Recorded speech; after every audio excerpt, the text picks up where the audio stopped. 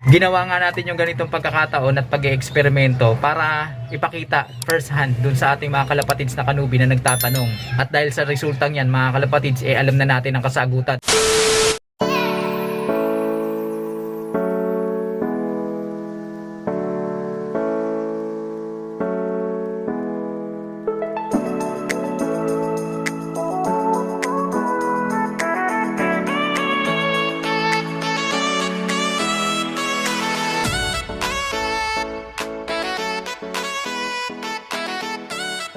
Good morning sa inyo mga kalapatids! Welcome back dito sa ating tambayan, Chocobolo TV. At gaya ng ina-expect natin sa episode na ito, abangan na naman tayo mga kalapatids. San Jose, Nueva Ecija, 122 kilometers air distance. Yan ang liliparin ng ating tatlong ibon na isinampak kagabi. Time check tayo, alas 8:21 ng umaga.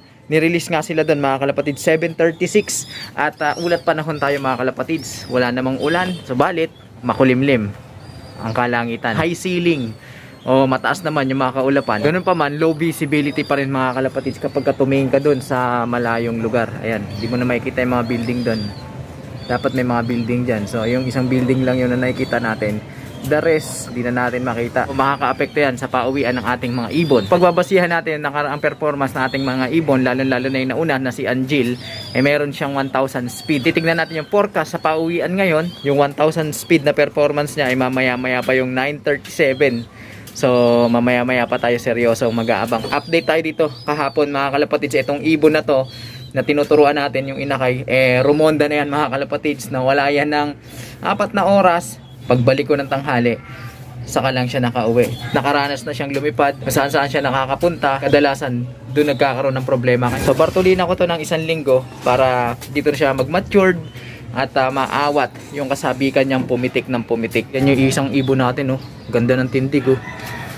Oha. Tignan natin magiging performance niyan sa mga susunod. Ganda ng tindig nito. Gustong gusto ko tong ibon na to. Pwede na. Samantala, eto, update tayo dito. Ayan, nagtatabaan yung ating ibon na si Naruto. Ayun, oh. Oh, taba mo na. Bihis na niya mga kalapatids. Dati mukhang gusgusi, naglulugon. Pero ngayon okay na. At dun sa kaibigan natin na si Carl John Hunsay, shout out sa'yo, idol, at sana galingan mo dyan sa trabaho mo. Ito yung ibon mo. Yan, kala mo nawala na. Nilipat ko lang dyan kasi tamad magsubo pag nandun sa flyers loop. Gustong lumabas ng lumabas. Tignan natin kung ano yung magiging performance ng ating mga alaga. Sino sa kanila ang mauuna sa pagkakataon ngayon. At naalala ko, diskumpiyado tayo doon kay Zomba nga. Dahil nga, sinampa natin siya kagabi, punong-puno yung kanyang butchi. Ang tigas-tigas. Baka hindi makalipad yun mga kalapatids. Grabe talaga tindig nitong ibon na to. Okay. Na-starstruck ako dito mga kalapatids. Tignan nyo.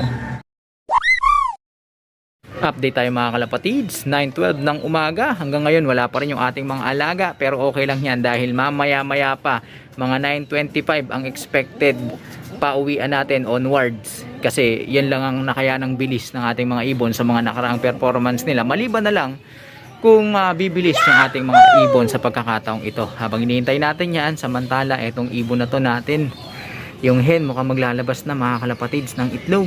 Dahil kanina ko pa yan pinagmamasdan, hindi siya mapakali. Maging itong cock mga kalapatids. Naka-ready na yung ating singsing na isusuksok sa kanilang mga magiging inakay. Excited na tayo mga kalapatids. Samantala, silipin natin tong isang ibon na to na kinokondisyon natin. Ito, laki ng ilong. Parang ilong na tinubuan ng muka.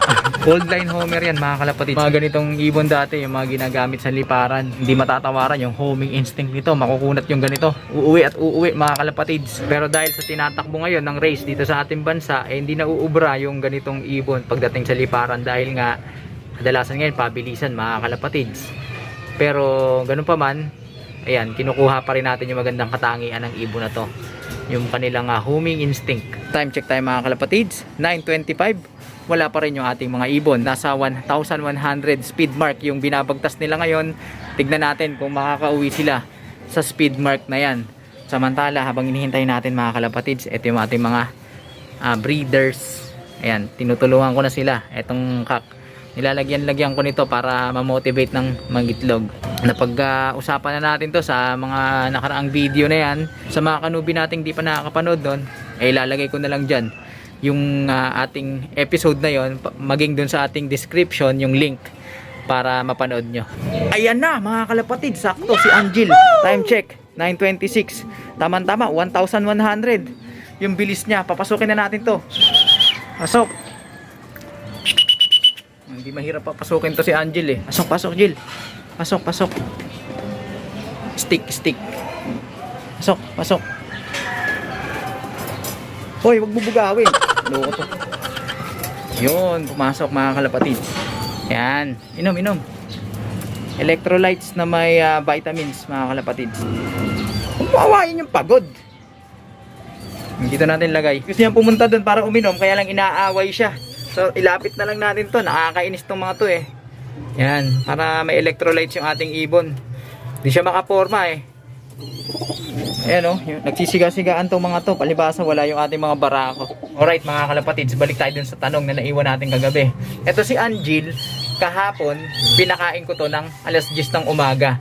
And then, hanggang hapon, hanggang i-load, hindi na natin pinakain. Kinapa ko yung kanyang butchi nung gabi, halos wala nang laman mga kalapatid. Ibang-iba sa naging sitwasyon ni Zomba. So base sa nangyaring resulta mga kalapatids, masasagot na natin yung katanungan nating naiwan kagabi. Ano yung mas magandang i-load o isang pa sa truck para sa liparan? Yung busog o yung walang ganong laman yung tiyan? So ayan ang sagot mga kalapatids. Pinakita ko na sa inyo mga kalapatids na kanubi yung kasagutan. Subalit mga kalapatids, tatansyahin nyo rin. Nabanggit natin kagabi na considering yung air distance na liliparin nila, so 122 kilometers lang naman nilipad dito, kaya okay na okay lang yung ganun. Pero kung sakaling long distance na, yung mga 350 pataas, kailangan yung patukain, pabaunan yung inyong mga alaga ng kahit papaanong lakas, lalo na yung mga patuka na mayaman sa fats, dahil malayo ang liparan yun at kailangan nila ng pagkukunan ng extra energy. Ginawa nga natin yung pag-eksperimentong yan para ipakita yung kasagutan sa ating mga kalapatids na kanubi first hand. Kasi alam niyo naman, yung mga kanubi natin talagang nagtatanong yung mga yan. Minsan kahit yung mga tanong nila ay napaka-basic sa mata ng mga, alam niyo na, yung mga sanay na nag-aalaga sa ibon. At minsan nahihiya rin yung mga kalapatids natin na kanubi na magtanong kasi nga parang basic na basic yung tanong nila, pero wala talaga silang idea. Kaya yun na lang, nag-initiate na lang din tayo sa kapakanan ng ating mga kanubi. Kung ikaw na nanonood, matagal nang nag-aalaga ng ibon at alam mo na yung mga ganitong kalakaran, pasensya na po kung ang dating ng ating video at mga content ay nakaka-boring. Kasi ang pinaka-target nating viewers ay yung mga newbie na nagtatanong, at para malinawan din sila sa mga bagay-bagay na dapat nilang matutunan, mga basic sa pag-aalaga ng mga ibon. Okay. Time check tayo mga kalapatids. 9:40. May bumagsak sa bubong. Sisina natin kung bababa pag pinituhan natin. 9:40 dumating yung ating ibon na ito. Papasukin na natin ito mga kalapatids. Yan. Hindi na kailangan istikin. Pumasok na. Alright. Yan. Inom na. So ito, ganun din yung kaso niya kay Angel. Di natin siya pinakain. Alas 10 ng umaga lang natin yan pinakain kahapon. Then nung hapon at hanggang sa isang pa, wala nang laman yung butchi niya. Hindi na tayo nagdagdag. So tingnan nyo resulta mga kalapatids na kanubi. Pagbigyan natin ng konti si Zomba, hintayin natin ng mga hanggang alas 10 ng umaga. Tingnan natin kung makakauwi sa oras yung ating ibon. Samantala, nasabuhan ko na si Angel. So sabuhan ko muna ng bawang to, si Jessie. Ayan na yata si Zomba mga kalapatids. Ayan na! Alright, ayan na si Zomba. Ibunahan natin yan. Time check tayo mga kalapatids. 9:46 ng umaga. Ayan, late yung ating ibon. Pero tignan pa rin natin yung bilis niya mga kalapatids. In fairness medyo napaaga yata yung uwi niya kahit bondat yung ating ibon. So tawagin na natin yung ating ibon para makapasok na at masubuhan natin ng bawang at then papakainin na natin sila ng sabay-sabay. Ayan na. Alright. Huli ka na naman boy. Ano nangyari sa'yo? Pasok na, pasok na. Sige, pasok na. Medyo hindi yata ito sanay sa stick, pero subukan natin. Pasok. Yan. Pasok, pasok, pasok. Pasok. Alright. Inom na. Yan. Electrolytes. So expected na gutom yan dahil kahapon pa yan ng alas 10 na kumain. So magto 24 hours na hindi pa yan na kumakain yung ating mga ibon. Particularly si si Angel tsaka si Jessie, at kailangan natin i-replenish yung mga nutrients na nawala sa kanila na nagamit nila pauwi dito sa ating kulungan. Nisilip na nila tayo, gusto na lang kumain ng ating mga alaga, at dahil dyan, ito yung ibibigay natin sa kanila. Tignan nyo itsura mga kalapatids ng ating pinapatuka sa kanila. Ayan, so sa susunod kasama rin natin yung pag-uusapan para ma-maintain yung kanilang magandang hubog ng pangangatawan kahit hindi tayo nakakapagpa-low fly dito sa ating baratang kulungan. Ayan na, kakain na tayo mga kalapatids. Sige. Alright.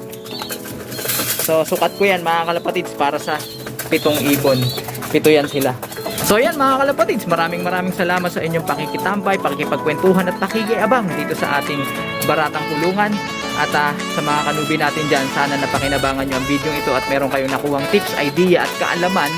At kung sakaling nagustuhan nyo ang video ito at hindi ka pa nakapag-subscribe, baka naman, pindutin mo ang subscribe button at ang notification bell. Wala namang bayad yan mga kalapatids.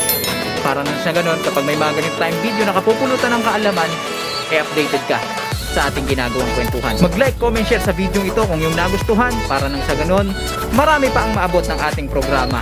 At pakisuportahan, pakipollow ang ating Facebook page para sa tuloy-tuloy na kwentuhan na kapupulutan ng mga kaalaman. Paano mga kalapatids? Hanggang sa susunod nating pagkikita. Paalam! Ayan, tingnan nyo. Grabe to si Naruto, takaw-takaw, taba-taba.